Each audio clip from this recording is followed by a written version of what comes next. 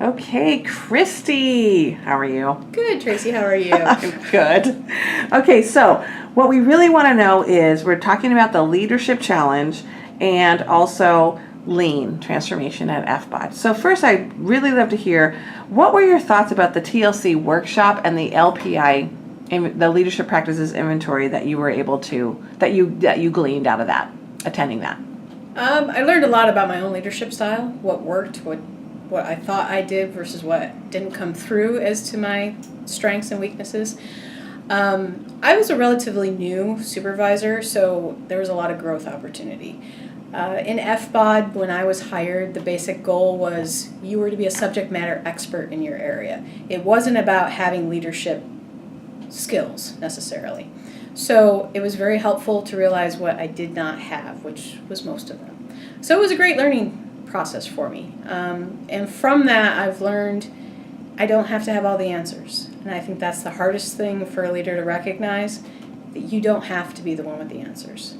My team were very used to the old method of lean, of FBOD, not lean, of saying, you tell me, what do you want me to do? So the first time I turned it on him and asked, what do you think? What do you mean? What do I think?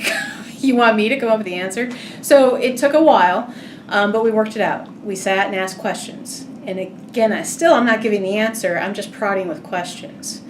And the biggest thing we got out of that with me and my leads was that we don't have the answer still because our process affects others in King County. So it was to go out and ask them what works, what doesn't work. Right, okay. And that's been the start of it. So it sounds to me like you really took that and said, I want to grow the muscles of your employees per se, and how you're going to do that is by asking questions versus telling people the answers, Correct. Those kinds of things. Okay. That's exactly where I was going with that. Interesting. Okay, Yeah. good. So do you think, what do you think has happened as a result of that with acting that way with your staff? I think we're more responsive to customers' needs. There's not the delay or wait time and they have to come me to get an answer. They themselves can work through the problem. They still recognize when they need to touch base with supervisor because it may be a policy change or it's a thought of maybe we need to create a committee.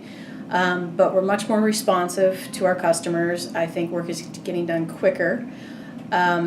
And I would go so far as to say it's a better quality work because they're not just by rote doing something that someone told them to do.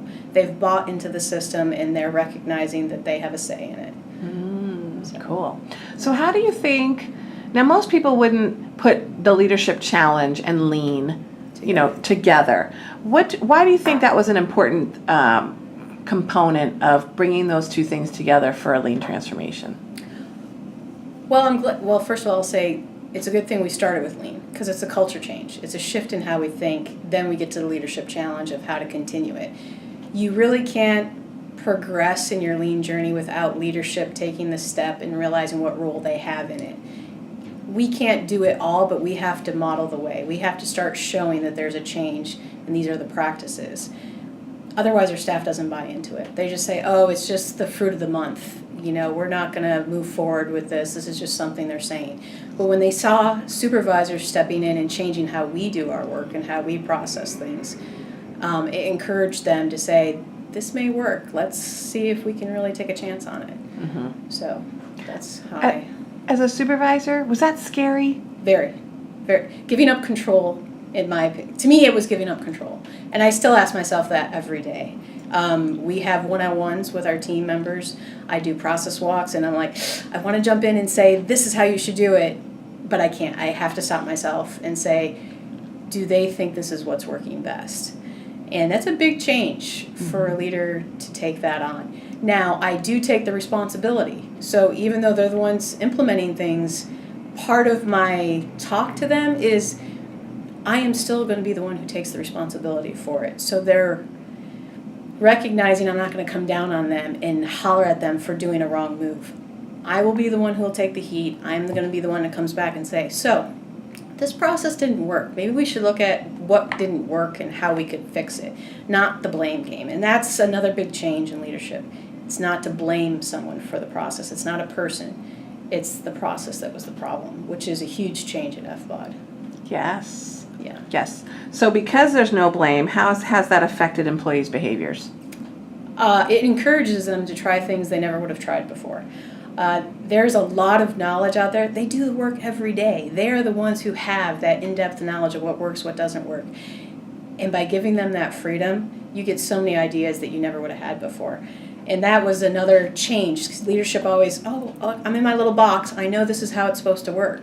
But I'm not on the day-to-day line. I don't see what happens when I come up with this one idea. So they've been able to say, that's not working. We want to try something else. Okay, give it a try. Go forward.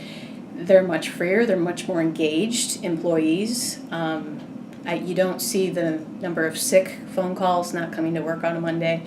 The fear, though, is the amount of meetings. Right. There has to be a balance. I'll tell you that. Lean's great, but lean is also a lot of work. Mm-hmm. And at the same time, you're trying to get your other work done. So how do you balance it?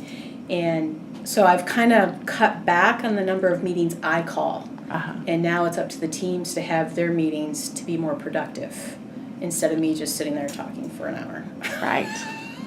Like them to be engaged in the process. Yes.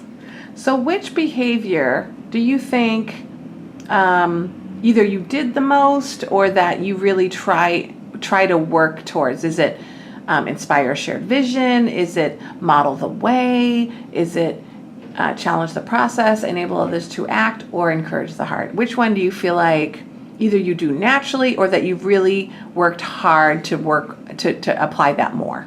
That's going to be a tough one. Inspire to share vision is where I started to work first because I came from a fractured team. And so getting them back together to say, what is going to be our vision? What are we trying to accomplish to come to a common goal? I started there. The next would be challenge the process. That's when you get the most ideas. So I like it now that my team challenge me when I speak about something. They'll say, really? And I'm like, why? You don't like that? Or I see the look on their face. And it's been great to see them come up with their own ideas or not to just shake their head and go, okay, sure, we'll try that. That they actually ask me questions of why. I think I encourage the heart. That comes natural to me. One of my skills is relationship building. So that one was much easier for me. But challenging the process was probably the one I'll continue to work on. Mm-hmm. Yeah. Awesome. Well, cool. Is there anything else you'd like to add about anything? The leadership challenge, lean, and how things have been working? I'm encouraged by it because I'll be truthful, as a leader in FBOD, I questioned lean and how long would it last? Would it sustain the change? And pleasantly enough, it's working great. I'm not as skeptical as I was. I also had the vision that it was more of a management for a manufacturing process instead of a paper process, of what we do. We're very intellectual. There's more of creativity around it, and getting lean to equate to a creative process is a challenge, and I think we're coming along pretty good in that, and we are making improvements. So to me, it's been a huge success. And the best part was that I knew that it was working is when a team member came to me and they were struggling to do standard work, and they said, you know what, I finally get it. This standard work has actually made me better at my job. And I was like, wow. Now, when I get my whole team to say that, I'll be ecstatic. But, slowly but surely, 1, 2, 3 of them are recognizing this is working for me. This has made my job that much easier. That was good to hear. So that's awesome. Yeah. All right, good. Well, thank you very much for this. That didn't hurt, did it? No. Though I am an introvert, so.